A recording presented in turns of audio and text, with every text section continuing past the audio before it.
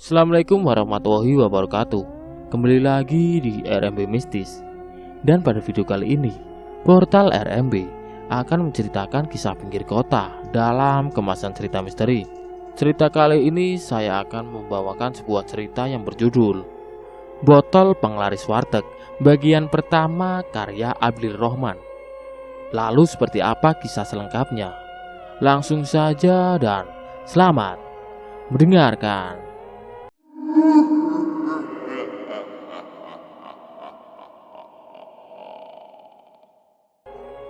Amprung terkapar tidak sadarkan diri di pinggir jalan. Ia bertelanjang badan dan hanya mengenakan celana levis selutut, sehingga tato elang di dadanya dapat terlihat dengan jelas. Kulitnya berwarna sawo matang, rambutnya dicukur sesisir, perutnya buncit. Ia terlihat kumal seperti tidak terurus. 1-2 mobil truk pengangkut pasir melintasi Amprung.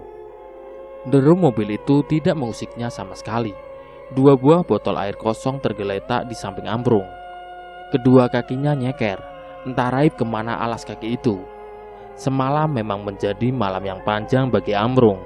Dia kalah berjudi di pasar Kliwon dan dibuang begitu saja oleh sopir truk di pinggir jalan.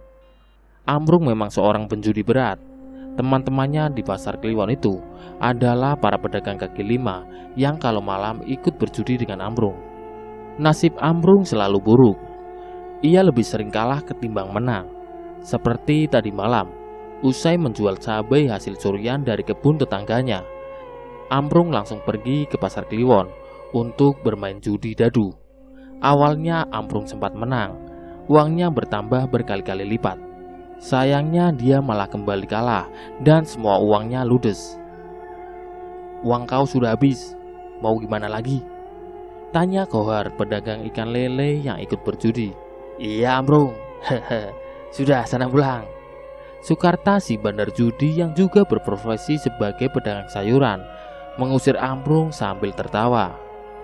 "Sebentarlah bang, aku masih mau main ini." Amprung masih penasaran. Dia yakin kalau terus bermain pasti akan menang. "Ya, main pakai apa?" Kohar meledek Amprung. "Yuk pasang," ajak bandar. 5 orang melemparkan uangnya pada papan dadu. Sangat mudah bermain judi dadu ini. Ketika bandar sudah memberi aba-aba untuk bermain, para penjudi tinggal menaruh uangnya di atas papan yang bergambar butiran nilai dadu, semacam gambar pada kartu gaple. Amprung hanya bengong saja melihat mereka bermain. "Sebaiknya kau pasang nomor 6, saran Amprung pada salah satu penjudi. "Halah, diam kau." Dia tidak mau menerima saran dari sang pecundang. Setelah satu permainan selesai, Amprung melirik Sardi, temannya satu kampung. "Bung, aku mau utang uang dulu sama kau," bisik Amprung. "Yang minggu lalu juga belum kau bayar, Mrung." Sardi kesal. "Ini yang terakhir. Aku janji pasti aku bayar." Dengan terpaksa Sardi meminjamkan uangnya. Amprung kemudian berjudi kembali. Sialnya dia tetap kalah dan semua uangnya habis. Amprung menyerah. Dia rasa cukup untuk malam ini. Saatnya pulang. Tapi teman-temannya Amprung tidak membiarkannya pulang. Mereka malah mengajaknya minum bir gratis. Bir murahan itu mereka beli di pinggir jalan. Amprung mabuk berat. Salah satu temannya sengaja menjahili Amprung. Ia ditelanjangi dan dinaikkan ke atas truk pengangkut beras. Lalu paginya sang sopir truk membuang Amprung di pinggir jalan. Dari kejauhan, seorang sopir truk menyadari kalau ada orang yang sedang tertidur di pinggir jalan. Sopir itu membunyikan klakson saat melintas di depan Amprung. Seketika saja kepala Amprung bergerak. Ia akhirnya sadarkan diri. Amprung mencoba untuk bangkit. Dari kejauhan, ia mendengar sayup-sayup suara dari speaker masjid. "Innalillahi wa inna ilaihi rajiun. Telah berpulang ke rahmatullah." Tiba-tiba sebuah mobil pick-up melintas. Suaranya mengganggu pendengaran Amprung. Entah siapa yang meninggal.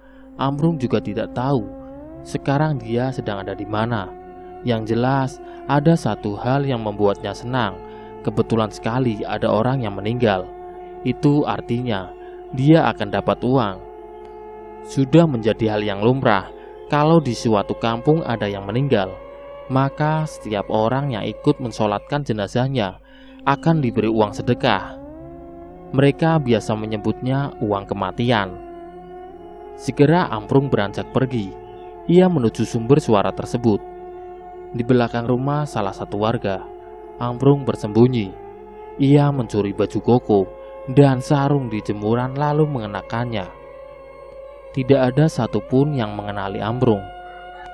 Ia membaur dengan kerumunan warga di halaman masjid untuk mensolatkan jenazah. Tanpa disengaja, Amprung melihat sebuah amplop tebal yang tergeletak di bawah meja. Itu adalah uang untuk sedekah mayat. Amprung tersenyum. Jiwa kriminalnya muncul. Pelan-pelan ia mendekati meja itu dan berhasil mencuri sekepok uang. Ia lalu pergi dari kerumunan warga. Nanti malam uang itu akan ia gunakan untuk berjudi. Selesai sholat jenazah, pihak keluarga panik. Mereka menangis karena uangnya hilang dicuri. Siapapun yang mencuri uang sedekah bapakku, aku sumpahi dihantui pocong, teriak Jubaidah sambil menangis. Amprung tidak langsung pulang ke rumah. Uang itu ia bawa ke pasar Kliwon untuk berjudi. Dan lagi-lagi dia kalah. Semua uangnya ludes. Dia bahkan ngutang lagi ke temannya. Jangan pulang dulu lah, kita mabuk lagi Mrung, ajak temannya. Gak, kalian tega sama aku. Amprung menyingkirkan lengan temannya dari pundaknya sendiri. Kali ini gak bakal jahilin kamu lagi Mrung. Gak, aku mau pulang. Dari kemarin belum pulang. Istriku pasti khawatir. Amprung pulang naik angkot. Angkot di sana memang beroperasi 24 jam. Kebetulan ia menaiki angkot yang sepi penumpang. Sepanjang perjalanan, Amprung mencoba untuk ngobrol dengan sopir angkot. Tapi sopir itu hanya menjawab singkat-singkat saja, seperti sedang malas diajak bicara. Saat melintasi perkebunan bambu, dari kaca belakang angkot, Amprung melihat bayangan orang yang sedang berdiri di tengah jalan. Anehnya, walau angkot yang ia tumpangi terus melaju, bayangan itu tidak mau hilang. Aneh. Amprung menggelengkan kepala. Amprung perhatikan bukannya semakin menjauh, bayangan itu malah semakin mendekat. Pak, ada orang yang ngikutin kita, kata Amprung pada supir angkot. Mana uang saya? Bukannya menjawab, si sopir angkot malah minta uang. Uang? Amprung menoleh ke arah kemudi. Amprung berteriak. Ia terkejut melihat pocong di kursi kemudi. Ia kemudian lompat dari angkot, lalu tersungkur ke aspal. Kaki dan lengannya berdarah. Angkot tadi berhenti lalu perlahan berjalan mundur, mendekati Amprung yang masih kesakitan. Angkot itu mendekat. Amprung bangkit lalu lari sekuat tenaga. Sesekali ia menoleh ke belakang. Angkot itu terus mengejarnya. Ada sebuah jalan kecil di sebelah kanan. Amprung berbelok ke jalan tersebut agar angkot tidak bisa mengikutinya lagi. Setelah berusaha mencari jalan pulang dengan menyusuri perkampungan, Amprung akhirnya berhasil sampai rumah. Ia menggedor pintu dengan sangat keras. Napasnya tersengal-sengal. Sesekali ia menoleh ke belakang karena takut ada pocong yang mengikutinya. Tika, buka pintunya. Tidak lama kemudian, pintu bersuara pertanda ada seseorang yang membukanya. Kemana aja sih Pak? Tika masih mengucek matanya yang kantuk. Ia geram dengan kelakuan suaminya itu. Tanpa menjawab, Amprung menerobos masuk. Tika heran dengan tingkah suaminya itu. Jangan-jangan ia dikejar-kejar warga lagi lantaran maling. Kamu kenapa Pak? Maling lagi? Tika menghampiri suaminya. Udah, jangan banyak ngomong. Tutup pintunya. Amprung malah balik marah. Tika menggelengkan kepala sambil berdesak kesal. Rasanya ia tidak sanggup lagi hidup bersama lelaki itu. Dari dulu tabiat Amprung tidak pernah berubah. senang maling dan berjudi. Selama ini yang menghidupi keluarga malah Tika. Ia berjualan uduk di SDN Sukaresmi, tempat anaknya sekolah. Pak, itu siapa di luar? Tika mengintip dari balik jendela. Tik, jangan diintip, desis Ambrung. Tika beranjak menghampiri suaminya yang sedang terbaring ketakutan di atas sofa butut. Dia ngeliatin rumah kita terus, Pak. Aku nggak bisa lihat wajahnya, samar gitu, kata Tika. Ambrung menarik lengan istrinya ke kamar. Di sana ada anak perempuan mereka yang sedang tidur pulas. Pintu kamar itu lalu dikunci rapat. Uangku. Seseorang mengetuk jendela kamar, diikuti dengan rintihan minta uang. Pak, kamu maling uang siapa? Setan mah, uang setan. Ambrung mengerutkan dahi, tubuhnya bergetar. Hah? Setan? Kok bisa? Tika heran. Kaca pintu kamar mereka masih diketuk. Aku mencuri uang sedekah orang yang meninggal, bisik Ambrung. Bajingan kamu, Pak. Jangan-jangan itu uangnya Pak Rusdi. Tika terkejut. Ia benar-benar marah. Maksud kamu? Pak, makanya kalau udah punya anak istri jangan keluyuran gak jelas. Itu tetangga kita Pak Rusdi meninggal tadi pagi. Jenazahnya dibawa ke kampung tempat kelahiran dia. Pas selesai disolatkan, uang sedekahnya hilang, ada yang curi. Ternyata kamu Pak pencurinya. Shh, jangan berisik. Ambrung menutup mulut istrinya. Tika menyingkirkan lengan suaminya. Ia lalu mendekat ke jendela. Pocong itu masih di luar. Ia mengetuk kaca jendela kamar dengan cara membentur-benturkan kepala. Ampun Pak Rusdi, jangan ganggu kami. Tika mengeraskan suaranya. Uangku, kembalikan uangku, kata pocong itu dari luar. Pak, berapa uang yang kamu curi? Ambrung menggelengkan kepala. Aku tidak tahu, itu banyak sekali, sekepok, jawab Ambrung. Kamu dipakai judi uangnya. Ambrung mengangguk. Refleks saja tangan Tika menampar wajah suaminya. Bodoh kamu, Pak. Jendela semakin keras digedor. Ampun Pak Rusdi, saya janji besok akan kembalikan uangnya, kata Ambrung. Tika menoleh ke suaminya dengan ekspresi wajah kesal. Uang dari mana? Bisik Tika. Pokoknya aku akan usahakan, jawab Ambrung. Suara ketukan perlahan hilang. Tika membuka sedikit tirai jendela. Ternyata pocong itu sudah pergi. Keesokan paginya, saat Tika melintas di depan rumah tetangganya, ia melihat Zubaidah menangis di teras rumah. Suami dan kedua anaknya mencoba menenangkan Zubaidah. Wanita itu masih belum ikhlas kalau uang sedekah bapaknya dicuri orang. Padahal itu uang tabungannya selama bertahun-tahun. Ibu kenapa? Tanya Amilah. Ia menengadah ke Tika yang tiba-tiba mempercepat langkah. Gak apa-apa nak. Ayo, nanti kamu terlambat masuk kelas lagi. Tika menarik lengan anaknya, memintanya untuk mempercepat langkah. Amilah menoleh ke arah pohon jambu. Bu, ada yang ngeliatin kita, katanya sambil menunjuk. Tika memperhatikan pohon jambu di pinggir jalan, tapi tidak ada siapa-siapa di sana. Udah, ayo cepat pergi. Tika tahu itu pasti pocong semalam yang masih mengikutinya. Pagi sekali, Ambrung sudah ada di pasar Kliwon. Pengunjung pasar sudah ramai.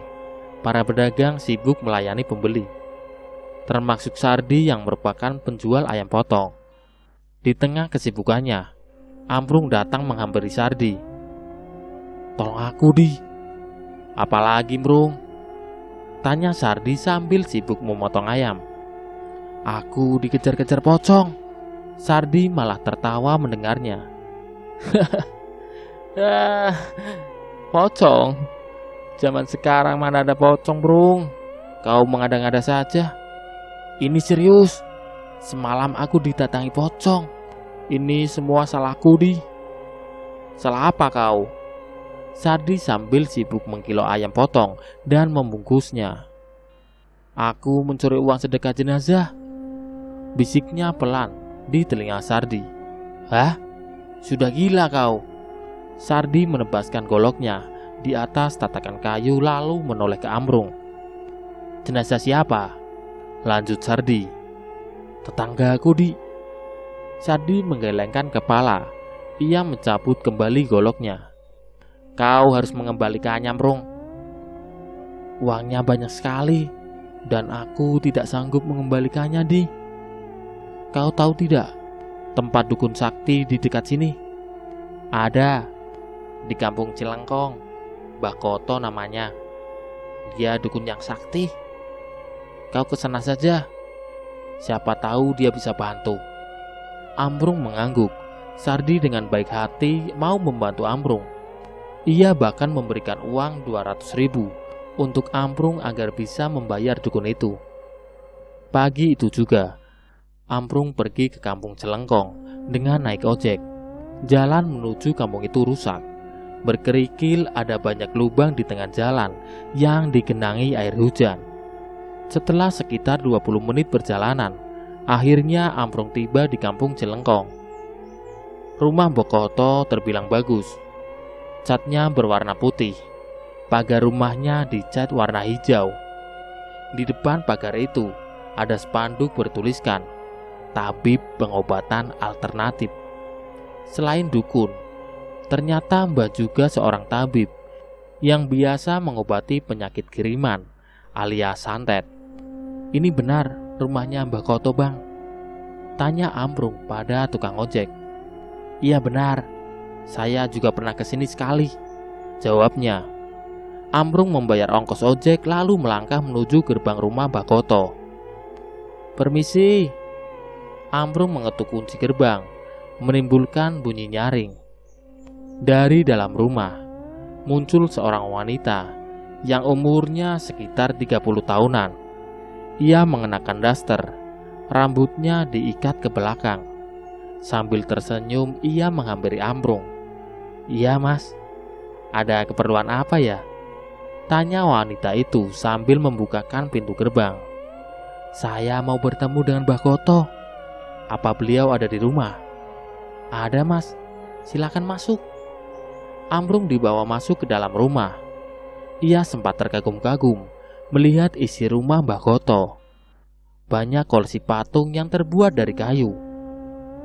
Mbah, ada tamu. Wanita itu mengetuk pintu kamar Mbah Koto. Suruh masuk saja.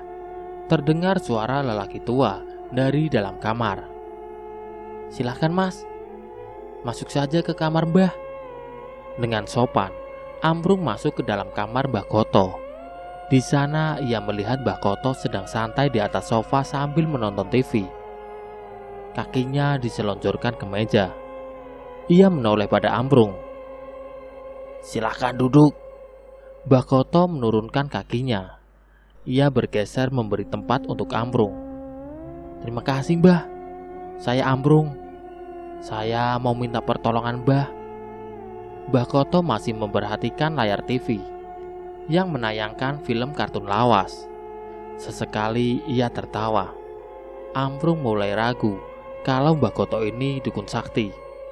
Masalahnya apa? Tanya Mbah Koto. Ia kembali menaikkan kakinya ke atas meja. Dikejar-kejar pocong, Mbah.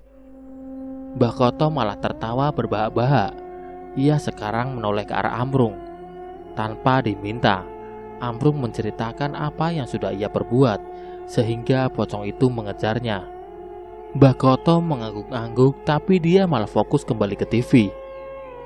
Pocong itu minta uangnya kembali, tapi kau tidak mampu. Iya Mbah, tolong bantu saya, biar pocong itu pergi. Mbah Koto mematikan TV. Ia mengembuskan napas berat dan perlahan bangkit. Ia mengambil sebuah botol cembung dari dalam lemari. Kalau pocong itu datang lagi ke rumahmu, kamu buka tutup botol ini. nanti dia akan terkurung di dalam botol. Ambrung tersenyum. Terus, kalau udah terkurung nanti botolnya saya apakan, Mbah? Kau simpan baik-baik, jangan sampai pecah. Pocong itu nantinya bisa mendatangkan keberuntungan juga. Wah, serius Mbah? Iya, nih ambil. Ambrung meraih botol cembung itu. Tapi tiba-tiba ekspresi wajahnya datar kembali. Ia belum menanyakan harga botol itu. Berapa ya Mbah harganya? Gratis, ambil saja. Aku tahu kamu orang susah. Hehehehe. Mbah Goto tertawa. Ia menyalakan TV lagi dan lanjut menonton kartun. Ambrung berkali-kali mengucapkan terima kasih, kemudian pamit dari hadapan Mbah Goto. Malamnya, saat anak Ambrung sudah tidur, ia dan istrinya bersiap di jendela rumah. Mereka mengintip dari balik jendela, mencari keberadaan pocong. Tepat pukul 12 malam, terlihat asap kental menyembur di depan rumah mereka. Saat asap hilang, terlihat pocong berdiri di sana. Uangku, lirih pocong itu. Ambrung memberanikan diri. Ia membuka pintu rumah lalu menyodorkan botol itu ke arah pocong. Seketika saja, pocong itu berubah kembali menjadi gumpalan asap, lalu masuk tersedot ke dalam botol. Mampus kau. Hahaha. Ambrung tertawa. Ambrung menyimpan botol itu dengan sangat rapi. Ia membungkusnya dengan kain bekas, kemudian dimasukkan ke dalam kardus. Ia menyimpannya di dalam lemari. Tidak ada seorang pun yang boleh membuka lemari itu. Zahra, anak perempuan Ambrung, pun berkali-kali diingatkan oleh ibunya agar tidak membuka lemari tersebut. Tengah malam saat mereka sedang tidur, terdengar suara botol yang seperti diketuk. Tika terbangun. Suara itu bersumber dari dalam lemari. Pocong dari dalam botol memaksa ingin keluar. Tika mengguncang-guncangkan tubuh suaminya. Pak, bangun. Ada apa sih, Bu? Ambrung terbangun masih dalam keadaan kantuk. Pak, dengar gak? Kata Tika. Ambrung meruncingkan daun telinganya. Pocong. Iya Pak. Ambrung segera turun dari tempat tidur. Ia lalu membuka lemari dan memeriksa keadaan botol. Di dalam botol tersebut menggumpal asap putih yang melayang tapi tenang. Botolnya bergetar sambil terus mengeluarkan suara ketukan. Pak, bagaimana kalau nanti botol ini pecah? Kamu jangan khawatir. Botol ini sakti dan tidak akan bisa ditembus oleh pocong sialan itu. Tika, lihat ini. Ambrung menunjukkan botol itu kepada istrinya. Aneh sekali, dari dalam botol itu muncul 4 digit angka yang entah apa maksudnya.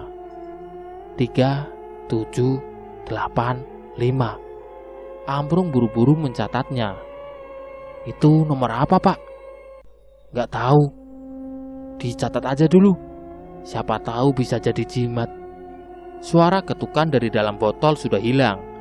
Ambrung meletakkan botol itu kembali ke tempat semula dengan sangat hati-hati. Keesokannya, di Pasar Kliwon, Ambrung membantu Sardi berjualan. Kalau memang lagi rajin, Ambrung bekerja jadi apapun di pasar itu. Kadang menjadi tukang pikul, kadang juga bantu lapak orang. Tapi ia lebih sering hanya tiduran saja di pojok pasar sambil menunggu mangsa untuk dicopet. Sardi, muncul seorang lelaki dari arah barat yang mengenakan topi koboi. Ia membawa buku dan pulpen. Woi, Arman. Sardi menoleh ke arah lelaki itu sambil tersenyum. Biasa, mau pasang togel gak? Arman membuka buku yang dibawanya. Di dalam buku itu banyak sekali digit nomor togel untuk dipilih. Boleh deh, aku pasang 2 digit saja. Di sela kesibukannya, ia mengeluarkan uang 2.000 rupiah. Mau nomor berapa? Tanya Arman. 47, ujar Sardi. Ia kembali meraih goloknya dan memotong daging ayam. Hei, kau Ambrung, pasang togel lah. Sardi memukul buku togel ke kepala Ambrung. Gak punya duit bang, timpalnya tanpa melihat ke arah Sardi. Duit yang kukasih kemarin sudah habis, tanya Sardi. Tiba-tiba wajah Ambrung cerah. Ia ingat kalau si dukun menolak uang itu. Buru-buru Ambrung merogoh celananya. Ini masih ada. Berapa itu? Aku pasang 1000 perak aja lah bang. Uangnya buat judi nanti malam. Berapa digit? Ambrung terdiam. Dia ingat 4 digit nomor yang tertera di dalam botol. 4 bang, 4 digit. Nomornya? Arman bersiap mencatat. 3, 7, 8, 5. Mantap Brung. Semoga beruntung kau. Arman beranjak pergi. Ia akan berkeliling pasar untuk menawarkan judi togel. Beberapa hari kemudian, nomor togel 4 digit keluar. Ambrung terkejut karena taruhannya benar. Nomor yang keluar dari togel yaitu 3785. Ambrung mendapatkan hadiah sebesar 2 juta rupiah. Ia menyesal karena tidak bertaruh lebih banyak. Aku menang togel Tik. Nomornya dari botol semalam. Wah, serius pak? Iya Tik. Nanti malam kita lihat lagi botolnya. Siapa tahu muncul nomor lagi. Namun, sampai 3 hari berikutnya, botol itu tidak mengeluarkan nomor togel. Hanya ada suara ketukan dari dalam botol. Pocong itu mendesak ingin dikeluarkan. Pocong sialan, bikin berisik saja. Ambrung melempar gantungan baju ke arah lemari. Suara itu sangat mengganggu sehingga keluarga Ambrung susah tidur. Pak, coba pindahkan botolnya ke dapur, saran Tika. Ambrung menuruti saran istrinya. Ia membawa botol itu ke dapur, lalu diletakkan di atas meja makan. Akhirnya keluarga Ambrung bisa memejamkan matanya. Kini suara itu hanya terdengar pelan dan sayup. Namun, sebelum Ambrung terlelap, tiba-tiba terdengar suara gaduh di dapur. Mereka mendengar suara seperti kaca yang pecah. Sesaat kemudian, diikuti suara kucing mengeong. Pak, botolnya! Tika panik dan membangunkan suaminya. Mereka berdua berlari ke dapur. Hanya gelas yang jatuh. Ambrung mengelus dadanya. Botol itu ternyata masih aman. Ia mengambil botol tersebut, lalu menaruhnya kembali ke dalam lemari. Malam itu mereka tidur dengan ditemani suara dari dalam botol yang sangat mengganggu. Besok pagi, Ambrung akan mendatangi kembali Mbah Goto. Siapa tahu dia bisa mengatasi masalah ini. Kalau bisa, rasanya Ambrung ingin memberikan saja botol itu pada Mbah Goto. Dia sudah tidak sanggup menyimpannya lagi. Keesokan harinya, Ambrung mendatangi rumah Mbah Goto.